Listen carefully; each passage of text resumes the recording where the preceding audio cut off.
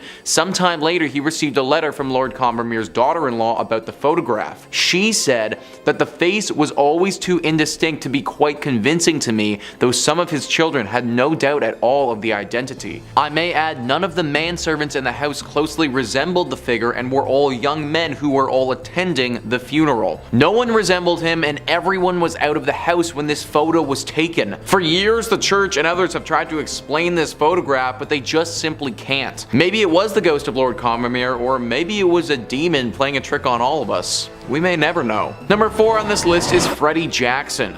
In this photo, we're going to be looking at Sir Victor Goddard's Royal Air Force Squadron. This picture was taken in 1919 after World War I and showed a bunch of young strapping pilots. What's wild about this though is the unexpected visitor that we have in the back row. If we zoom into the top row and look at the man 4th from the left, we can see something over his right shoulder.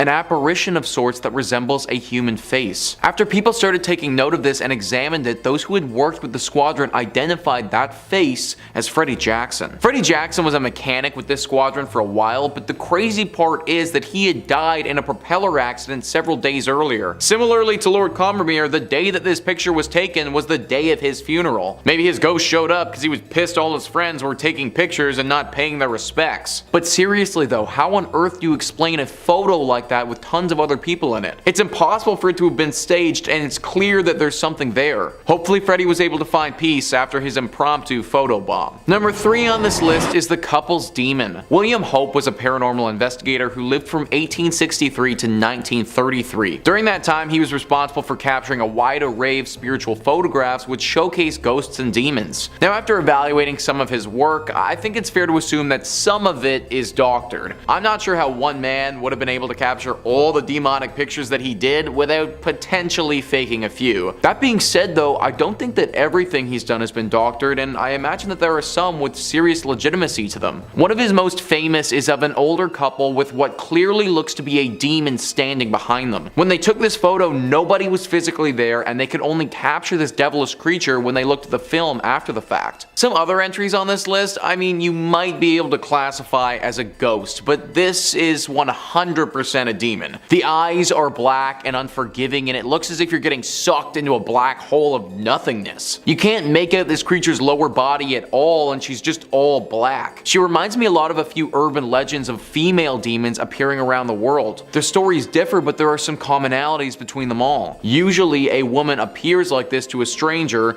asks them a few questions, and if they don't answer properly, will drag them to hell. I'm actually surprised that the people in this photograph managed to get out of it safely without feeling her presence or being attacked while they were there. I'm pretty sure that the church can explain this one, they just probably won't like the explanation very much. Number 2 on this list is the lady in the lift. Whenever you step into an elevator, it feels as if you've stepped into a portal of some kind. If you really think about it, it kind of is a portal, considering you start on one floor and then finish on a different one. Now obviously there isn't anything magical about said elevators, and this portal of sorts is really just a mechanical innovation that takes you up and down tall buildings. That being said, this non-paranormal portal definition might not apply to the elevator in this photo. As we can see, there are a few people hanging out and chatting by the elevators. This was a picture captured by a doctor in a hospital in Bolivia. The elevator in the right of the image decided to open all by itself though.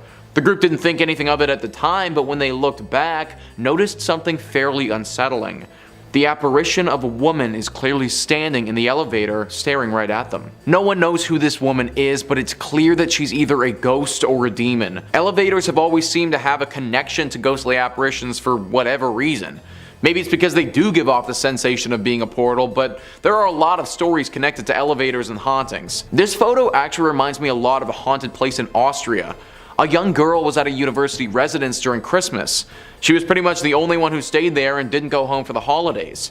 While she was there by herself, she accidentally stepped into the elevator shaft and fell to her death. Now she's set to haunt that elevator and torment those who step inside. Maybe this photo is of a similar story, but just at the hospital. It's impossible to say for sure, but either way guys, I'd be taking the stairs. And finally, number 1 on this list is the little boy. This photo is extremely scary and just flat out disturbing. BuzzFeed writes, the Reddit user who posted this image was deeply skeptical that there was anything paranormal going on, although they couldn't deny there is something chilling about the figure of a little boy staring out from the ruins of an old school. I grew up in a small rural town in between mountains. A couple years ago they were tearing down an old elementary school.